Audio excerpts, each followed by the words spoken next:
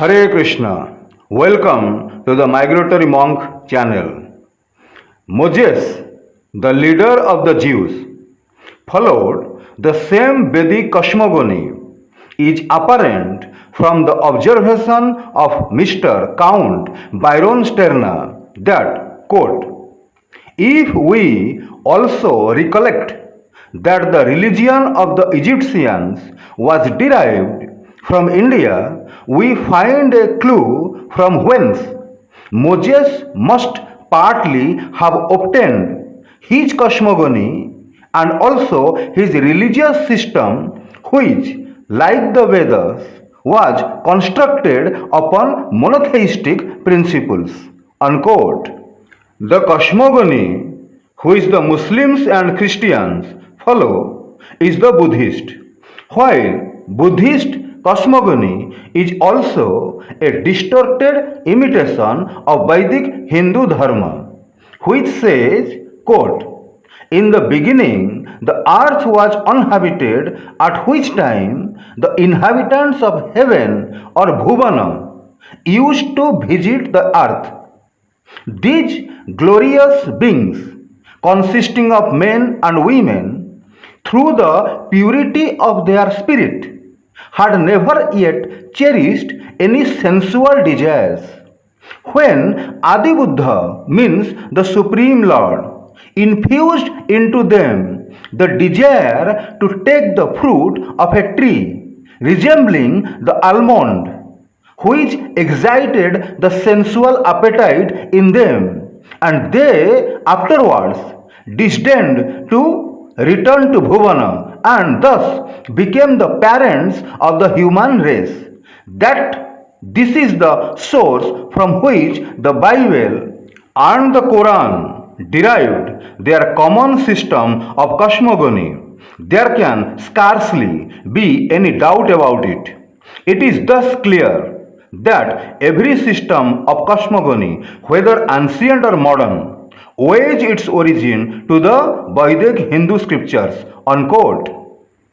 In the field of metaphysics, Count Byron Sterna observes that, quote, we find among the Hindus all the fundamental ideas of these vast systems. The principles of pantheism, Spinozism, and Hegelianism of God as being one with the universe, of the eternal spirit descended on earth, in the whole spiritual life of mankind, of the return of the emanative sparks after death to their divine origin, of the uninterrupted alteration between life and death. All this we find among the philosophers of the Hindus. Unquote. Mr. Count Byron Sterna continues, quote, in respect of philosophy, the Hindus were far in advance of the philosophy of Greece and Rome, who considered the immortality of the soul as problematical. The Egyptians derived their religion, mythology, and philosophy from the Hindus, and the Greek philosophy too was indebted almost wholly to the Hindu philosophy. The resemblance between them is too close to be accidental. The Hindus, being far more advanced, must have been the teachers and the Greeks the disciples. Unquote. Mr. M. D. Brown observes in his book Bharat as Seen and Known by Foreigners, page 13, that, quote, by careful examination, the unprejudiced mind cannot but admit that Hindu is the parent of the literature and theology of the world. Max Muller, Jacoliot, Sir William Jones, and others have found in the ancient records of India the strongest proofs that thence were drawn many or nearly all the favorite dogmas which later theologians have adopted, The ancient Hindus were a people enjoying a measure of inspiration that might be envied by more pretentious nations. Unquote. About the antiquity of Hindus alias Vedic culture, Sir James Card noted, quote, some Westerners have not yet been aware that of all the nations in the world, the Hindus were the most ancient nation that was self-governed, unquote. The Calcutta Review of December 1861 AD remarked, quote, we cannot doubt that there was a time when the Hindu race was splendid in arts and arms, happy in government, wise in legislation, and eminent in knowledge. That the Hindus were in former times a commercial people, we have every reason to believe. The labors of the Indian loom have been universally celebrated. Silk has been fabricated immemorially by the Hindus. We are also told by the Grecian writers that the Indians were the wisest of nations, and in metaphysical wisdom they were certainly eminent. In astronomy and in mathematics they were equally well versed. This is the race who, Dionysius records, first assayed the deep and wafted merchandise to coast unknown. Those who digested first the starry queer, their motions and marked and called them by their names. Hindustan has from the earliest ages been celebrated as one of the most highly favored countries on the globe and as abounding in the choicest production both of nature and art. Unquote. The eminent French writer Cruiser observed, quote, if there is a country on earth which can firstly claim the honor of having been the cradle of human race, or at least the sense of primitive civilization, the successive developments of which were carried into all parts of the ancient world, the blessing of knowledge, which is the second life of man, that country is India. Unquote. Another thinker, Victor Cousin, similarly observes, quote, in the philosophical monuments of India, we discover so many truths and truths so profound, making a contrast with the meanness of the results at which European genius has sometimes stopped, that we are constrained to bend the knee before that of the East and to see in this cradle of human race the native land of the highest philosophy. Unquote. It is not generally realized that from the beginning of humanity up to the rise of Christianity, every human being was a Hindu, means a follower of Vedic culture. This gets obliquely admitted in the numerous citations given earlier in this episode as well as in my other episodes. And also Greek writer Tiges remarked that, quote, the Hindus were as numerous as all the other nations put together, unquote. The foregoing remark would imply that of the entire world population in Tiges' time, about 50% were Hindus and the remaining 50% non-Hindus. That is, however, not true, because in ancient times there was no other faith except Vedic. Writers who believe that ancient society was divided between several cults apart from Hinduism are mistaken. These cults were all parts of worldwide Vedic culture or Hinduism. Mr. Victor Delbos, a French historian and philosopher, realizing the omnipresence of the Vedic Hindu civilization, remarked, quote, "The influence of that civilization worked out thousands of years ago in India is round and about us every day of our lives. It pervades every corner of the civilized world. Go to America and you find it there, as in Europe. The influence of that civilization which came originally from the banks of the Ganges." Unquote. The Edinburgh Review of October 1872 AD observes, quote, "The Hindus is the most ancient nation of which we have valuable remains and has been surpassed by none in refinement and civilization, though the utmost pitch of refinement to which it ever arrived preceded in time the dawn of civilization in other nations, of which we have even the name in history. The further other inquiries are extended here, the more vast and stupendous is the scene which opened to us." Unquote. Swami Vivekananda, a misguided, confused, and frustrated but patriotic saint, once rightly remarked, quote, "My idea is the conquest of the whole world by the Hindu race." Unquote. This is a very significant expression of the far-reaching, uncanny implication.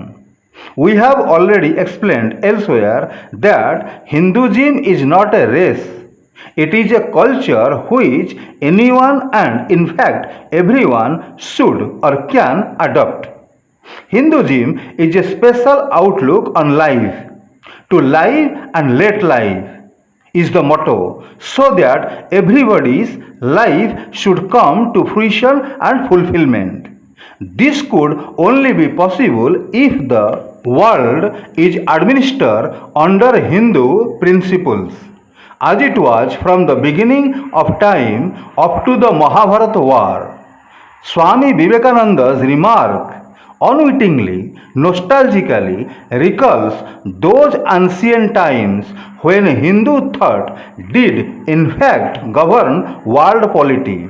Hinduism is a spiritual democracy in which each individual is afforded full freedom to be anything from a devout theist to a determined atheist, or being in between. Every individual is free to choose his own prophet and mode of worship. The only negative expectation from every Hindu is that he must not impinge on anybody's spiritual freedom and must not impose any special mode of worship or prayer on an unwilling person. That is why Orthodox Hinduism has never favored forcible conversion. But these days, when Christians and Muslims are overtly and covertly undermining that rule and coercing or tempting people to join their repressive and suppressive ranks, Hinduism finds it politically necessary to be firm and assertive in countering that threat, to usher the rule of spiritual freedom throughout the world and reconvert people to Hinduism. Despite being threatened and undermined on all sides, Hinduism will triumph, is what its incarnations and holy men have prophesied. The Supreme Personality of Godhead, Lord Krishna, the essence of Vedic science, has said, "Esa dharma sanatana," meaning this culture is eternal, naturally because it is divine. The late Yogi Aurobindo Ghosh observed that Hinduism, quote, "is not such a weak and fluffy thing as to be easily stamped out," unquote, because it is so firmly rooted in millions of bosoms. Describing spiritual speciality of Bharat, the late poet Dr. Rabindranath Tagore observed, quote, "With all your poverty, misery and wretchedness, I love you best because you, Bharat, have taught the king to give up worldly riches and live a simple life. You have taught the hero to show mercy to the vanquished enemy on the field of battle. Please remember, that is what exactly Hindu warriors have time and again done to a fault against treacherous Muslim invaders. Mother Bharati paid a heavy price for this stupidity." Now, Rabindranath Tagore continues, "You have preached the message of disinterested work and service. You have taught the householder to expand his home and include in it neighbors, friends, relatives, guests, refugees. See, again, this creates Bangladeshi problems. The poor and needy. You have taught the lesson of self-restraint in the enjoyment of life." Unquote. So here you can easily understand the generosity of Hindu people have created so many problems in our country. For example, these Bangladeshi refugees. By the way, these are indeed the specialities of Vedic culture. Under it, a person has to regard himself as an instrument of God, a servant of the rest of the world, and not as an arrogant, self-indulgent, exploitative tyrant like the present Indian PM, alias the Vishwaguru, a psychopath, criminal-minded devil. Those ideals of Hinduism, alias Vedic culture, are fully epitomized in the Vedic flag. Its color is saffron or orange. Flags of the same color flutter from every temple pinnacle. They also flutter from royal camps and Hindu palaces.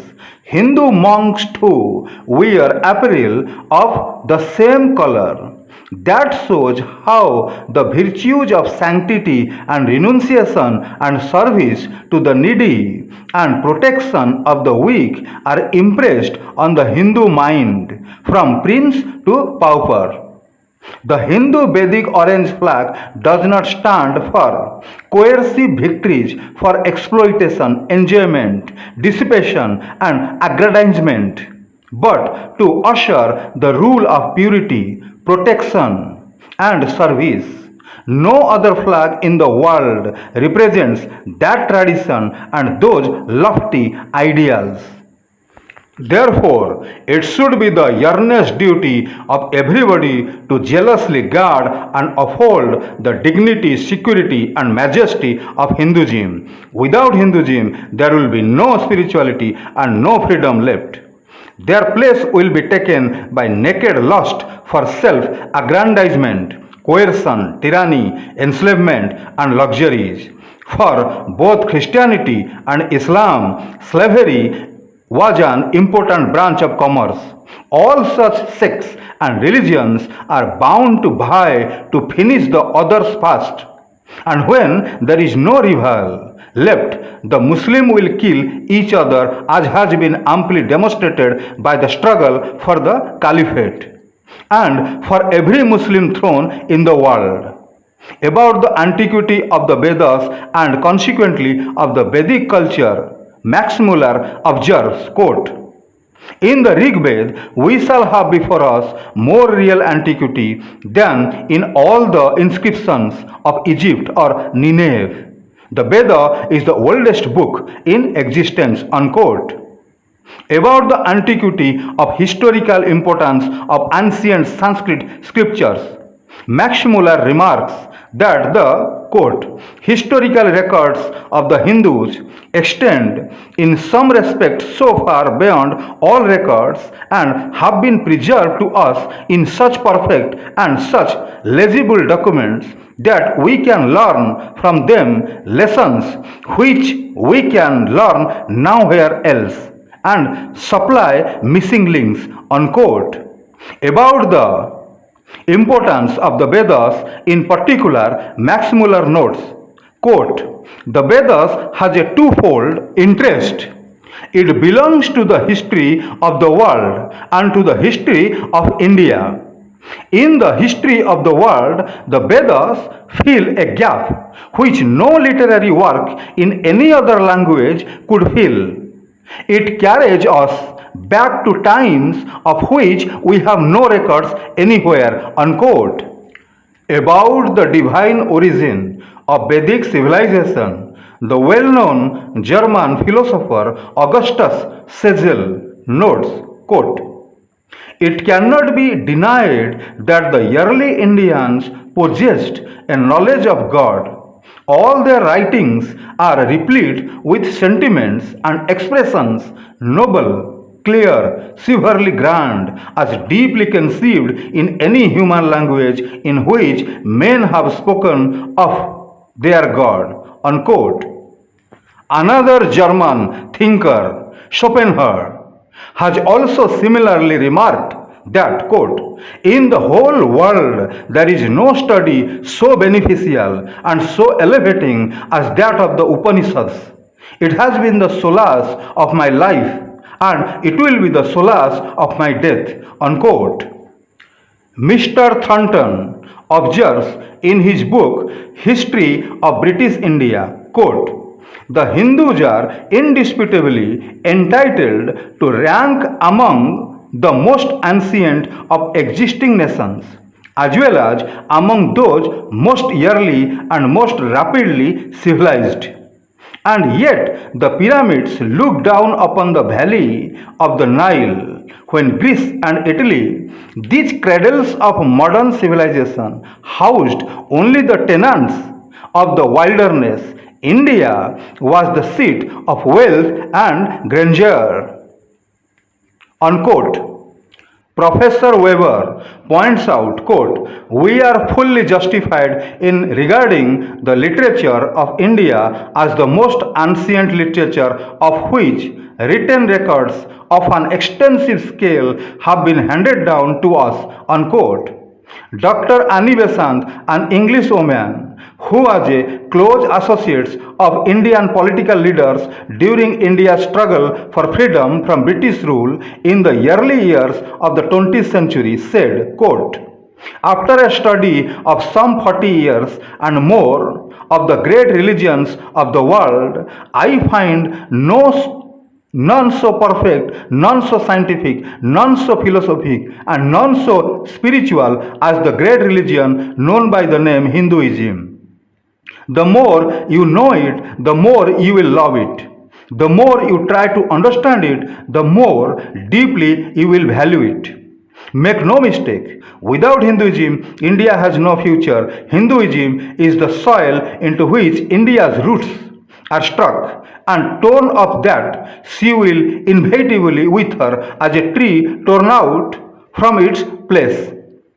Many are the religions and many are the races flourishing in India, but none of them stretches back into the far dawn of her past, nor are they necessary for her endurance as a nation. Everyone might pass away as they came, and India would still remain, but let Hinduism vanish, and what is she? A geographical expression of the past, a dim memory of a perished glory.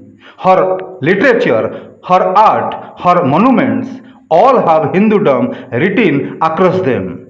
And if Hindus do not maintain Hinduism, who shall save it? If India's own children do not cling to her faith, who shall guard it? India alone can save India, and India and Hinduism are one, unquote.